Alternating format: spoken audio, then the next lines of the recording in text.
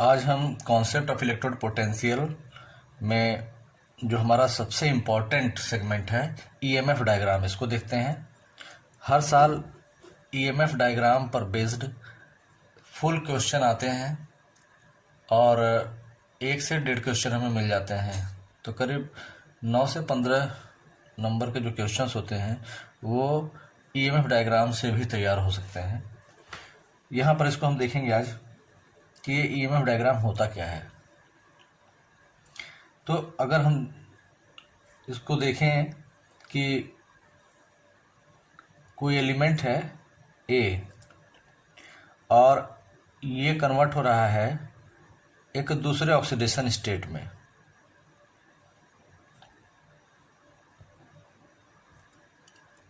ये इसका एक हाफ सेल रिएक्शन हो गया। फिर एक दूसरा हाफ सेल रिएक्शन है जिसमें हमने देखा ए डाई प्लस ये कन्वर्ट होता है ए ट्राई प्लस में और यहाँ से फिर एक इलेक्ट्रॉन रिलीज हुआ। से फॉर एग्जांपल अगर A3 प्लस भी कन्वर्ट हो जाए A4 प्लस में विद रिलीज ऑफ इलेक्ट्रॉन, और सभी के केस में अगर हमने अगर इस हाफ सेल रिएक्शन को कंसीडर किया तो जो इसके लिए इलेक्ट्रोड पोटेंशियल होगा that can be written as E0। अब किसके लिए A converts into A di positive में, means A converts into A di plus. इस कन्वर्जन के लिए जो इलेक्ट्रोड पोटेंशियल जनरेट होता है दैट मीन्स अगर हमने लिख दिया यहाँ पर x वोल्ट, ये हमारा जो रिएक्शन है वो ऑक्सीडेशन है। ऑक्सीडेशन कैसे पता चलता है, यहाँ पर A जो एलिमेंट है ये अपने फ्री स्टेट में लिखा हुआ है तो इसका ऑक्सीडेशन स्टेट कितना होगा, 0 होगा। और ये आयनिक फॉर्म में है और जितना किसी एलिमेंट पर चार्ज लिखा होगा दैट इज उसका ऑक्सीडेशन स्टेट हो जाएगा। तो यहाँ पर 0 से +2 ऑक्सीडेशन स्टेट में चेंज हो रहा है। तो कह सकते हैं कि अगर ऑक्सीडेशन स्टेट में इंक्रीज दिखाई दे, मीन्स 0 to +2, 0 से लेकर +2 हो रहा है तो ये इंक्रीज है। तो अगर ऑक्सीडेशन स्टेट में इंक्रीज दिखाई दे तो रिएक्शन को हम ऑक्सीडेशन बोलते हैं। अगर यह उल्टा होता, A डाई प्लस इधर होता और A इधर होता तो हम इसे क्या बोलते, रिडक्शन बोलते, क्योंकि ऑक्सीडेशन स्टेट +2 से 0 में कन्वर्ट हो रहा होता। ठीक है, तो इन वैल्यूज को हम ध्यान देते हैं। जो ऑक्सीडेशन, जैसे यहाँ पे +2 है ये +3 है तो इंक्रीज है और इंक्रीज को बोलते हैं ऑक्सीडेशन। और दूसरे तरह से इसको भी देख सकते हैं कि इस रिएक्शन में हो क्या रहा है, release of electron, release of electron, release of electron. तो जब किसी रिएक्शन में इलेक्ट्रॉन रिलीज होता है तो हम उसको कह सकते हैं कि वो ऑक्सीडेशन है। उसी के बेसिस पे जो हम ये इलेक्ट्रोड पोटेंशियल की वैल्यू है तो रिएक्शन के टाइप पर डिपेंड करता है। अगर वो रिएक्शन हमारा ऑक्सीडेशन का है तो हम इस इलेक्ट्रोड पोटेंशियल को बोलेंगे स्टैंडर्ड ऑक्सीडेशन पोटेंशियल वैल्यू। और अगर इस रिएक्शन को रिवर्स कर दें, A डाई प्लस इधर कर दें and +2 electron converts into A, तो वो रिएक्शन हो जाएगा हमारा स्टैंडर्ड रिडक्शन पोटेंशियल। और ये जो वैल्यू है वही रहेगी बट साइन यहाँ पर निगेटिव हो जाएगा। तो ये चीज़ें हैं। अब जैसे सपोज दैट हमें इसके कन्वर्जन के लिए इलेक्ट्रोड पोटेंशियल लिखना है तो ये हो जाएगा E0 A di plus single line A tri plus is equal to, suppose that ये हो गया Y वोल्ट। इसी तरह से अगर हम इसके लिए लिखना चाहें तो हम लिख सकते हैं A tri plus single line converts into A4 plus और सपोज दैट यहाँ पर Z वोल्ट। ये इलेक्ट्रोड पोटेंशियल जनरेट हो रहा है। तो ये डिफरेंट हाफ सेल रिएक्शंस हो गए। अगर हम क्या करें, इसी एलिमेंट के जो वेरियस ऑक्सीडेशन स्टेट्स हैं सभी A के ही ऑक्सीडेशन स्टेट हैं। अगर एलिमेंट कॉमन है और उसके डिफरेंट ऑक्सीडेशन स्टेट्स हमें दिखाई दे रहे हैं और अगर हम इसी को एक सीरीज के रूप में क्या करें, तैयार कर दें। सीरीज के रूप से मेरा मतलब है कि जैसे अगर हमने एक सीरीज बनाई जिसमें A converts into A di plus, और A di plus converts into A tri plus, और A tri plus converts into A 4 plus. That mean हमने इसी को क्या किया, एक सीरीज बना करके एक ही स्टेप में इसको लिखने की कोशिश की। A converts into A di plus, and then A di plus converts into A tri plus, and A tri plus converts into A 4 plus with their respective electrode potentials. यानी कि अगर इस कन्वर्जन में जो इलेक्ट्रोड पोटेंशियल हुआ है generate, अगर हम उसको इस कन्वर्जन के एरो के ऊपर यहाँ पर लिखते हैं एक्स वोल्ट, यहाँ पर वाई वोल्ट, यहाँ पर जेड वोल्ट, तो हमें ये जो सीरीज मिल गई, इसी सीरीज को कहते हैं ईएमएफ डायग्राम बोलेंगे।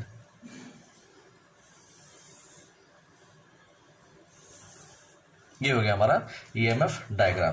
तो हम क्या कर सकते हैं कि a series of various oxidation states of an element, a series of various oxidation states of an element arranged with their respective standard electrode potential is called EMF diagram। बात clear हो रही है? तो हम इसको एज अ नोट इसको लिख भी लेंगे। A series of various oxidation states of an element with their respective electrode potential is called EMF diagram.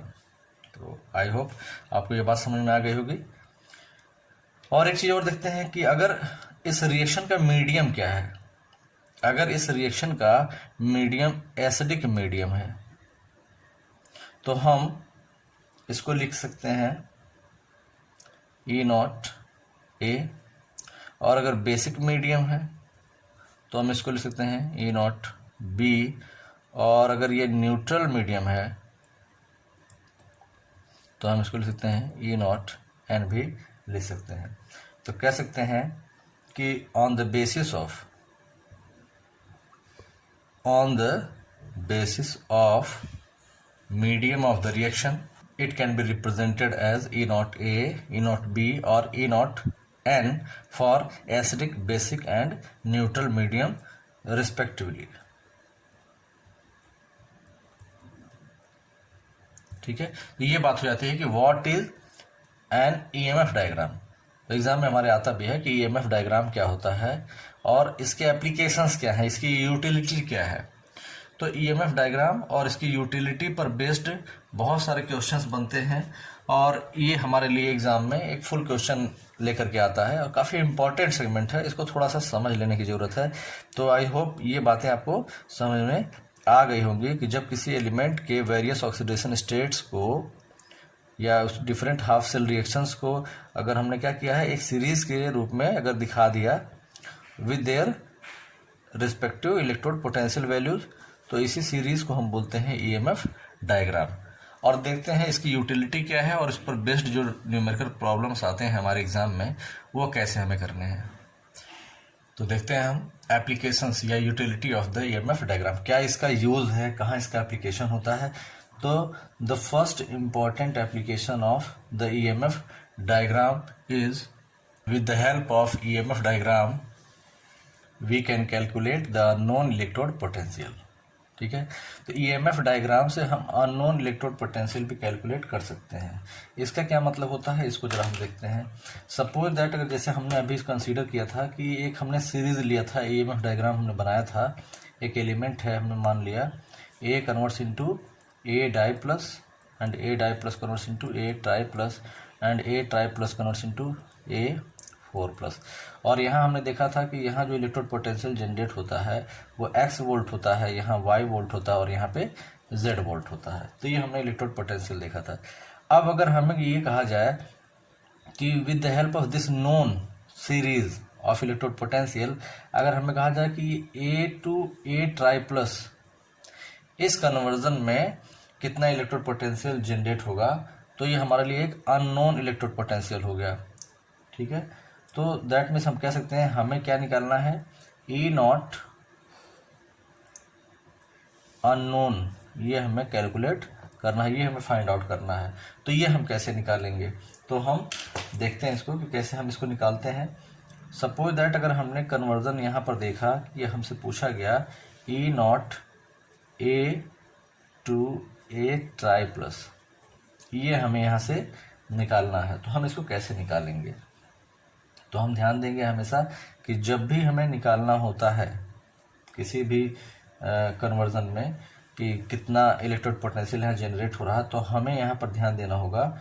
हमें इसको इस तरह से लिख लेंगे कि समेशन ऑफ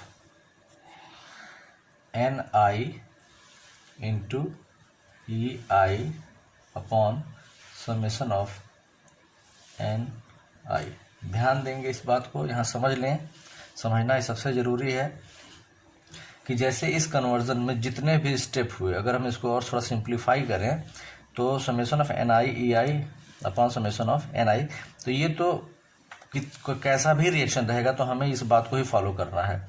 अब इसको हम क्या करेंगे, इस पैटर्न पे लिखेंगे कि हमें निकालना है ए टू ए ट्राई प्लस के लिए, ये हमारे लिए अननोन है, हमें निकालना। तो इस कन्वर्जन के बीच में ऑलरेडी ये दो कन्वर्जन से मिलकर के बना हुआ है, तो जितने कन्वर्जन से मिल के बना है उतने के लिए हम इस बात को लिखेंगे। दैट मीन्स यहाँ पर ये एन है क्या चीज़, इसको हम यहाँ लिख लेते हैं कि ये जो एन है या एन आई फैक्टर जो दिख रहा है, ये है number of electrons taking part, number of electrons taking part in the oxidation,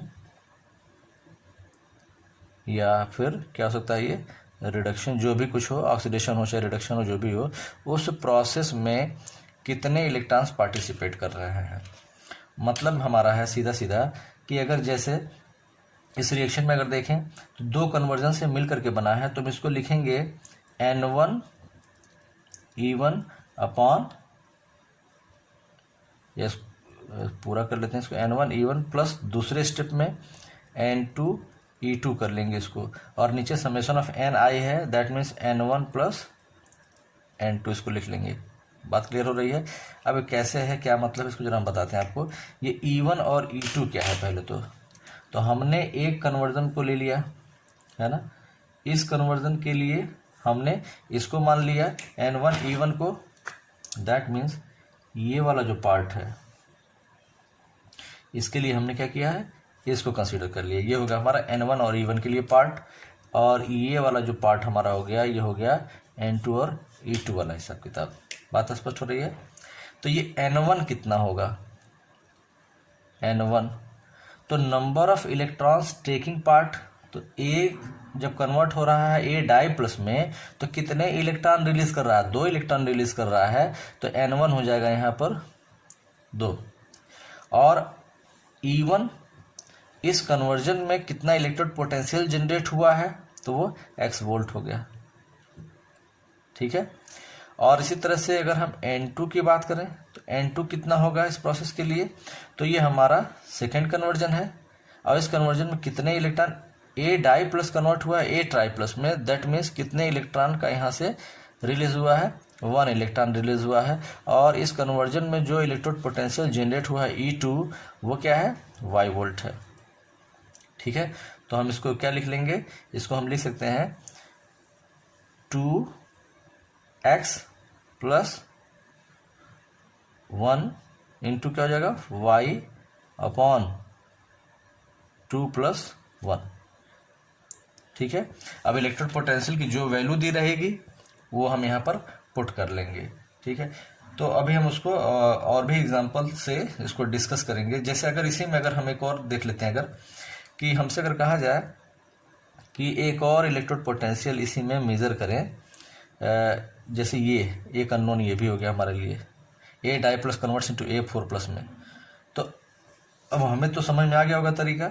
हम क्या कैसे लिखेंगे, E नॉट कन्वर्ट्स कहाँ से कहाँ तक, ए डाई प्लस से कन्वर्ट हो रहा कहाँ पे, A4 प्लस, इस कन्वर्जन का हमें निकालना है।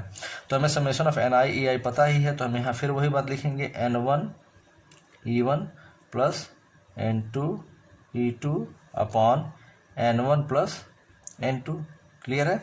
अब N1 कितना हो जाएगा फर्स्ट वाले कन्वर्जन के लिए। अब जो हमसे पूछा गया है उसको हम केवल ध्यान देंगे, यहाँ से यहाँ तक के बारे में पूछा गया, ए डाई प्लस टू ए 4+ अगर पूछा गया है तो जो कन्वर्जन हमसे पूछा गया है हमें केवल उतने के बीच के कन्वर्जन्स को ही उठाना है। अब हमको इधर वाले से कोई मतलब नहीं रह गया।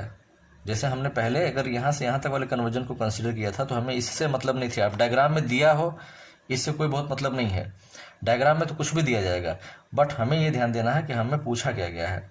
तो हमसे अननोन ये हमारा अगर पूछा गया तो अब हमको इस पार्ट से कोई लेना देना नहीं है। अब यहाँ से यहाँ तक के कन्वर्जन के बीच में जो भी कन्वर्जन्स आएंगे हमारे लिए वही इंपॉर्टेंट होगा। तो N1 E1, अब यहाँ पर जो N1 है इस पार्ट के लिए और N2 इस पार्ट के लिए है, तो यहाँ पर N1 1 है, ए डाई प्लस से ए ट्राई प्लस में कन्वर्ट हुआ है और इलेक्ट्रोड पोटेंशियल क्या है Y है।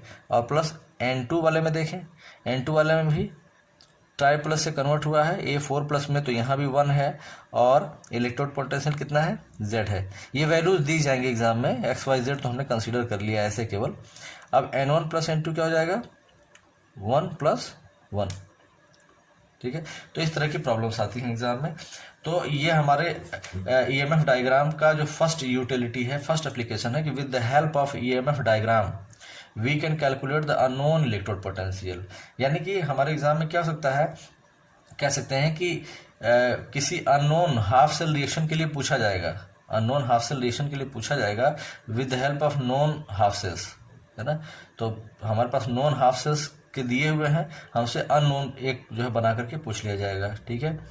अब सपोज दैट अगर हमसे ये पूछा गया A कन्वर्ट्स इनटू A4+, तो हम इसको कैसे लिखेंगे, E0 A converts into A4+। अगर हमें कहा जाए पूरे में बताएं, हमने बीच के पार्ट्स के सबके पता है, बट हमें अगर फाइनली पूछा जाए कि A से A4+ में अगर कन्वर्ट हो रहा है तो इलेक्ट्रोड पोटेंशियल कितना जनरेट हुआ, तो सिंपली हम इसको ऐसे लिख सकते हैं। अगर हम N1 E1 plus N2 E2, अब 3 स्टेप यहाँ पे इन्वॉल्व हो गए हैं तो N3 E3 भी लिखेंगे, यानी जितना भी बड़ा दे दिया जाए कोई फर्क नहीं पड़ता, आप इसको नोट करते रहेंगे। तो हमें इसी सिस्टम को फॉलो कर लेना है, ठीक है। बात समझ में आ रही है। अब यहाँ क्या हो जाएगा N1 plus N2 plus N3, इस पैटर्न से निकाल लेंगे इसको हम, स्पष्ट है। ये हो गया हमारा फर्स्ट एप्लीकेशन। सेकेंड एप्लीकेशन को भी डिस्कस करते हैं। With the help of EMF diagram we can say about the spontaneity या फिजिबिलिटी ऑफ द रिएक्शन। कोई अगर EMF डायग्राम दे दिया जाए और उसमें अगर हमसे पूछा जाए किसी रिएक्शन के स्पॉन्टेनिटी या फिजिबिलिटी के बारे में कि वो रिएक्शन जो है वो अपने आप जो है प्रोसीड करेगा या नहीं करेगा, स्पॉन्टेनियस रिएक्शन है या नहीं है, वो रिएक्शन पॉसिबल है या नहीं है, तो हम उसको बता देंगे।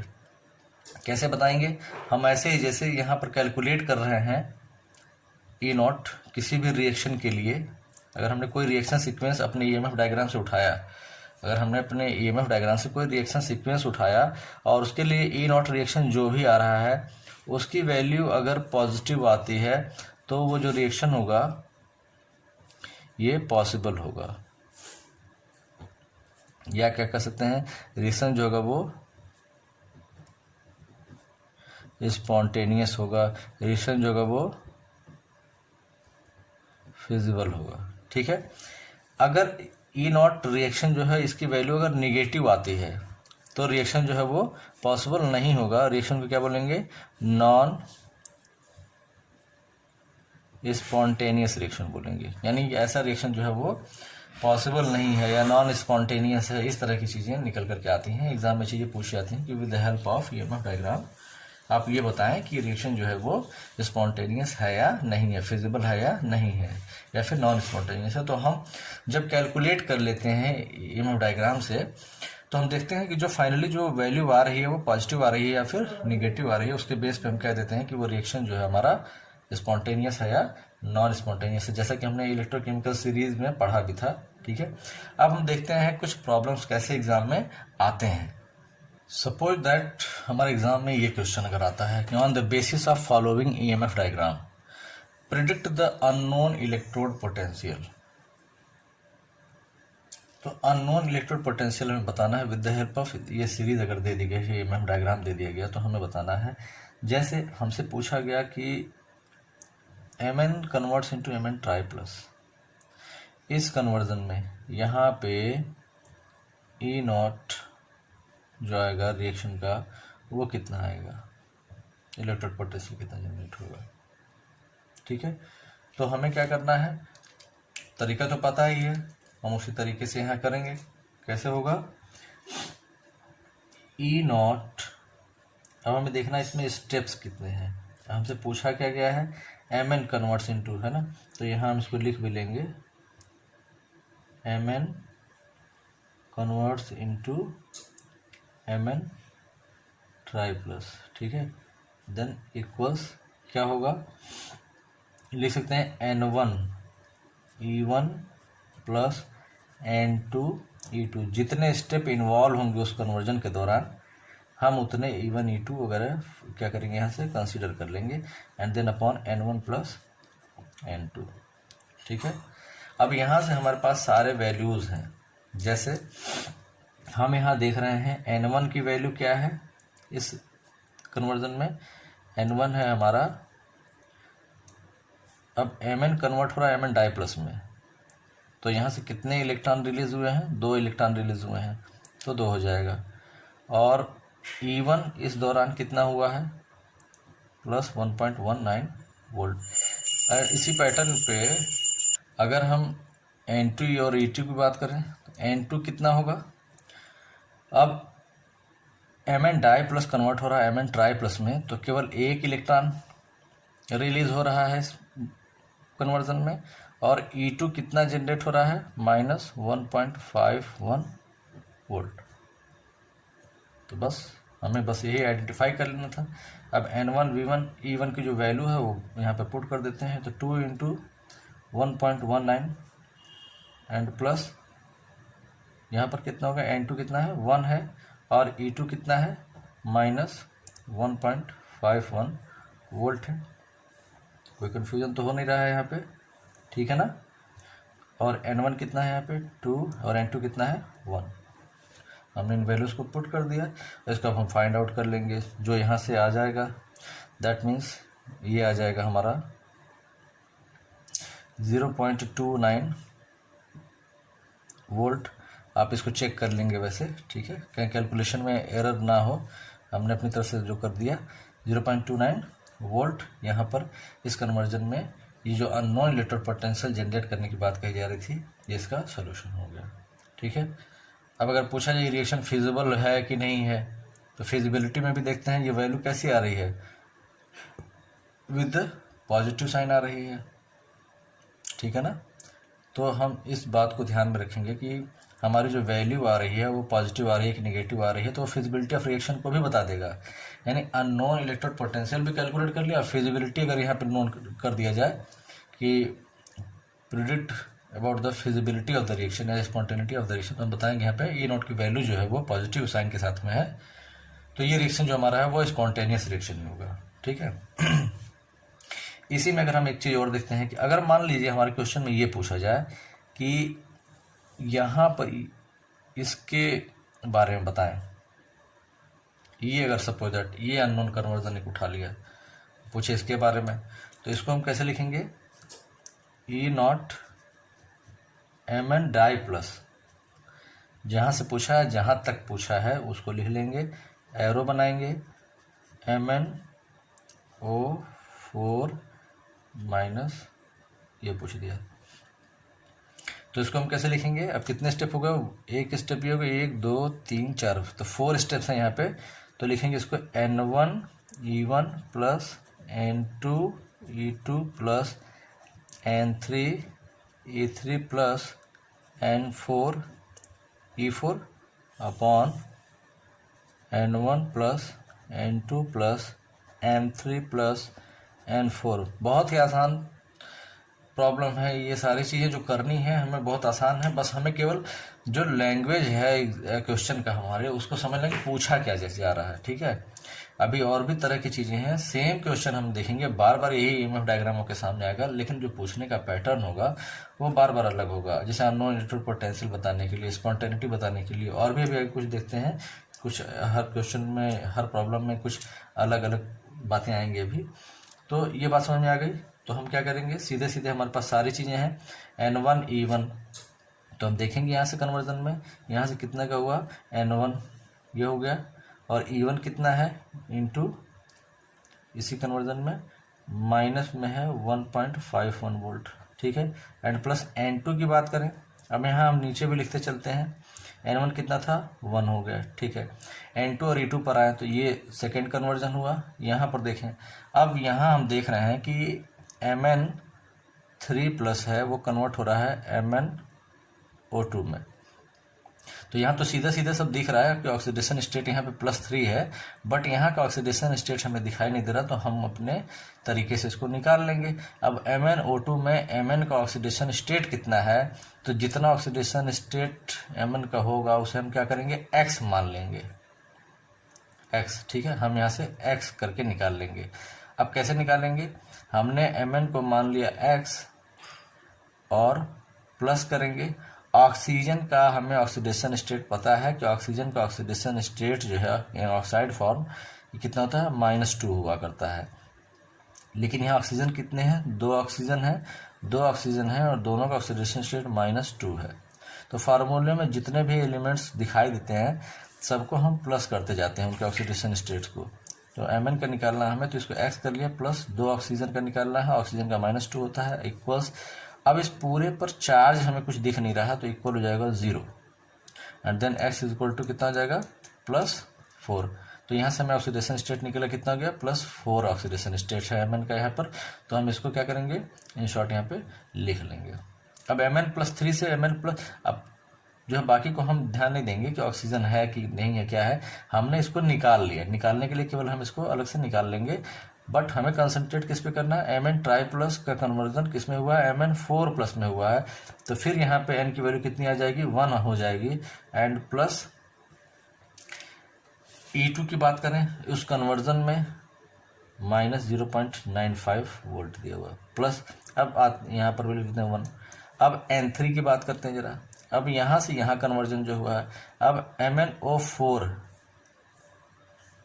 डाई माइनस है, तो हमें उसी तरीके से Mn का निकालना है, x मान लिया, 4 ऑक्सीजन है, ऑक्सीजन का -2 होता है, और इक्वल पूरे पे चार्ज दिखाई दे रहा है -2, तो इसको हम लिख लेंगे, x इक्वल्स कितना हो गया, 8 - 2 दैट इज इक्वल टू +6, यानी कि जो कन्वर्जन हुआ कितना हुआ, +6। Mn +4 से +6 में गया, तो 2 इंटू